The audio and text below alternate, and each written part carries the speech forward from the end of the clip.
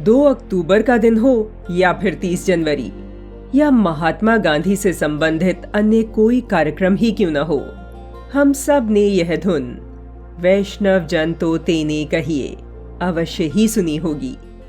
वैष्णव जन तो तेने कहिए, पीड़ पराई जाड़े रे,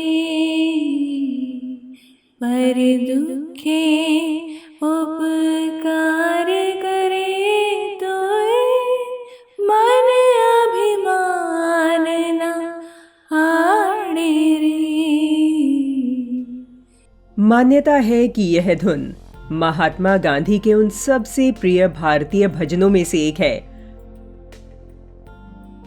जो विश्व और भारत के लाखों लोगों द्वारा पसंद की जाती है। यह धुन साबरमती आश्रम में नियमित रूप से गाए जाने वाले भजनों में से एक है। बहुत ही कम लोग जानते होंगे कि गांधी के इस प्रिय भजन को 15वीं सदी के अग्रणी संत और गुजराती भाषा के कवि नरसिंह मेहता ने लिखा था, जिन्हें हम नरसी मेहता और नरसी भगत के नाम से भी जानते हैं। भगत नरसिंह मेहता वैष्णव हिंदू धार्मिक परंपरा के कवि थे। वह 4 शताब्दियों से अधिक समय तक गुजरात के आदि कवि या अग्रणी कवि के रूप में एक पूजनीय व्यक्ति हैं। उन्होंने न मात्र गुजराती काव्य रूप का प्रादुर्भाव किया, बल्कि इसे उच्चतम संगीत और दार्शनिक अभिव्यक्ति के स्तर तक पहुंचाया।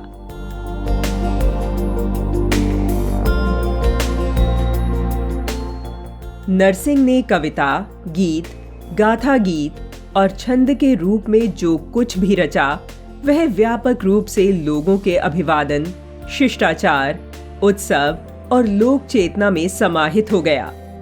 उनकी साहित्यिक रचनाएं सदियों से सौराष्ट्र क्षेत्र की हवाओं में व्याप्त थीं, जो पीढ़ी दर पीढ़ी श्रुति और गायन के माध्यम से होते हुए गांधी के युग तक पहुंची और विश्व स्तर पर सनातन हिंदू चेतना का संदेशवाहक बनी। गांधी जी अनुसूचित जाति और अनुसूचित जनजाति के लोगों को हरिजन के नाम से संबोधित करते थे,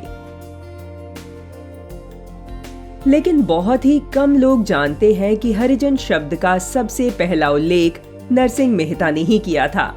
संत नरसी मेहता का जन्म 1414 ईसा में सौराष्ट्र के निकट तलाजा ग्राम के एक नागर ब्राह्मण परिवार में हुआ था। माता पिता का बचपन में ही देहांत हो गया था। मान्यता है कि नरसी 8 साल की आयु तक बोल नहीं पाते थे। कहा जाता है कि एक वैष्णव संत के आशीर्वाद से उन्हें अपनी वाणी वापस मिली। उनका पालन पोषण उनकी दादी जयगौरी ने किया था। नरसी का बचपन से ही अध्यात्म की ओर झुकाव था। यही कारण था कि उनका अधिक समय संत संगति में बीतता। उन्होंने संतों की मंडलियों के साथ घूमना भी प्रारंभ कर दिया। इसके बाद 15-16 वर्ष की उम्र में उनका विवाह मानेक बाई से हो गया। एक बार जब भाभी ने कामधाम को लेकर उनको ताना मारा, तो उनकी फटकार से व्यथित नरसिंह गोपेश्वर के शिव मंदिर में जाकर तपस्या करने लगे। मान्यता है कि 7 दिन के बाद उन्हें भगवान शिव के दर्शन हुए और उन्होंने कृष्ण भक्ति और कृष्ण दर्शन का वरदान मांगा। नरसिंह का जीवन अब पूरी तरह से बदल गया। प्रबुद्ध और परिवर्तित मेहता अपने गांव लौटे, अपनी भाभी के पैर छुए, आशीर्वाद लिया और जूनागढ़ आकर रहने लगे। जूनागढ़ में उनका निवास स्थान आज भी नरसिंह मेहता का चौरा के नाम से प्रसिद्ध है। भगत नरसी का भगवान कृष्ण से निस्वार्थ प्रेम और विश्वास था। मान्यता है कि भगत नरसिंह को भगवान श्री कृष्ण ने 52 बार साक्षात दर्शन दिए। जनश्रुति है कि जब उनके पुत्र का विवाह बड़े नगर के राजा के मंत्री की पुत्री के साथ तय हो गया, तब भी नरसिंह मेहता ने द्वारका जाकर प्रभु को बारात में चलने का निमंत्रण दिया। प्रभु श्यामल शाह सेठ के रूप में बारात में गए और निर्धन नरसिंह के बेटे की बारात के ठाठ देखकर लोग चकित रह गए। मेहता ने अपनी पुस्तक पुत्र विरह न पाड़ा में दर्शाया है कि कैसे एक समृद्ध व्यापारी की आड़ में श्री कृष्ण ने मेहता को उनके बेटे के विवाह में सहायता की।